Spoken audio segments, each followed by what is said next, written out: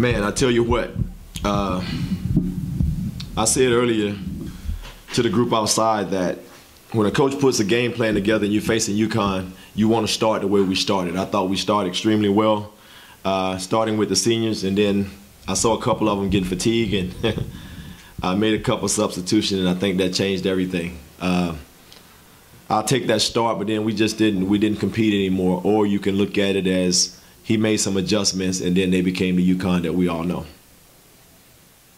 On senior night, you think that kind of played into the start a little bit too? Say that again, I'm sorry? On senior, it being senior night, you think that kind of played into the emotion of the start? Absolutely. I think it being senior night and you're starting all 5 seniors, I think you could see when they walked out with their parents that there was tears in their eyes. You can tell it was going to be an emotional start. I didn't know that was going to be good or bad.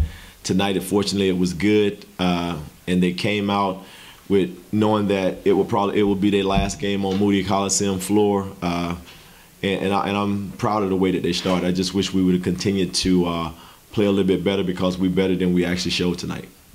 What did you see change in the second quarter? Was it Connecticut's defense, or was there a change in the way your offense was playing? It definitely was. It was a combination of both. I saw Gino make the adjustments. Once he made the adjustments, he got on his players. They turned up. They started moving the ball a little bit more crisper, and we stopped attacking them. We were attacking them by getting to the basket. We was also going for offensive rebounds. We were just in a better offensive mentality. The second quarter came around. It looked like they lost the confidence after we made the substitution. We're a little bit out of sync and never regained it. Never regained it. I've never seen a quarter where you go 32-1.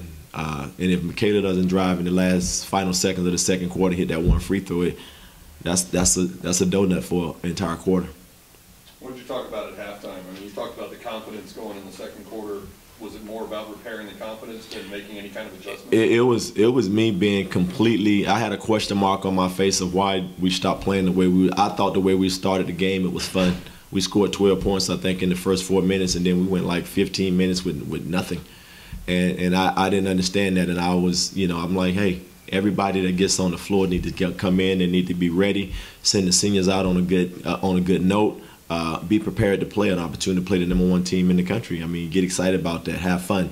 That was pretty much what my halftime speech was about, and I just wanted to get them going. I said, let's go out here and let's have a better second half. I don't want to score 26 points for the entire game. We had 13 at half. I wanted it better than a 13 second half, 13-point second half. You mentioned the emotions you saw from your seniors before the game, and then wanting to send them out on a good note toward the end.